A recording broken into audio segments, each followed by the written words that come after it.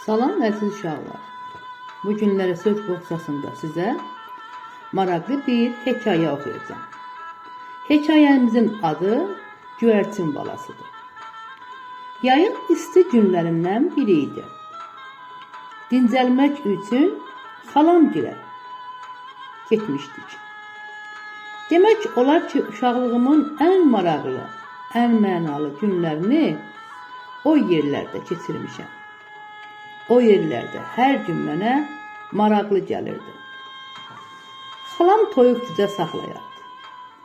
Onları yemləmək üçün dan yeri sökülməmiş yuxdan durar, toyuqları hindən çölə buraxar, yemləyərdi.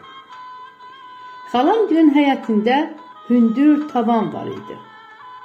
Tavanın altında, dirəklərin altında göyərçin yuva qurmuşdu.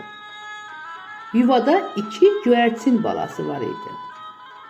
Ana göyərçin gündə 10 dəfə dimdiyində yem gətirib balalarını yemləyərdi. Dimdiklərini bir-birinə sürtərək zivildəşən göyərçin balaları analarını görən kimi sevincindən atılıb düşər, hələ tüklənməmiş qanadlarını çırpa-çırpa anasının üstünə atılardılar.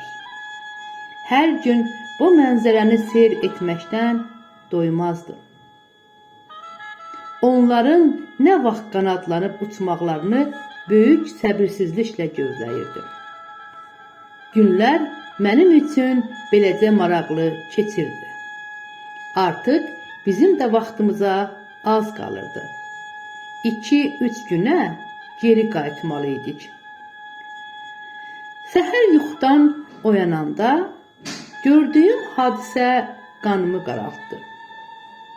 Göyərçin balasının biri yerə düşüb çabalayırdı. Bildim ki, qanadı sınıb. Onu ehmalca əlimə alıb başını sığalladım. Göyərçin balasını bu halda yuvasına qoymaq olmazdı. Küçə qapısının ağzında puskuda dayanmış qara pişik göyərçin balasının hücum etmək fürsət axtarırdı. Ana göyərçin pişiyin balasını üstündə o yana bu yana dövrə vurur, dəhşətli səslər çıxarırdı. Bunlar mənə çox əzab verirdi.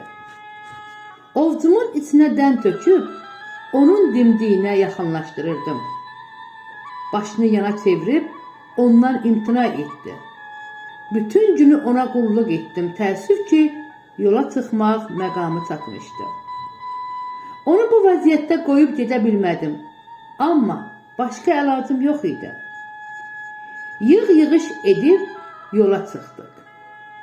Yol uzunu yaralı göyərçinin balasının yaddan çıxara bilmirdim. Bir neçə gündən sonra aldığım xəbər məni çox kədərləndirdi. Pişik bala göyərçini yemişdi.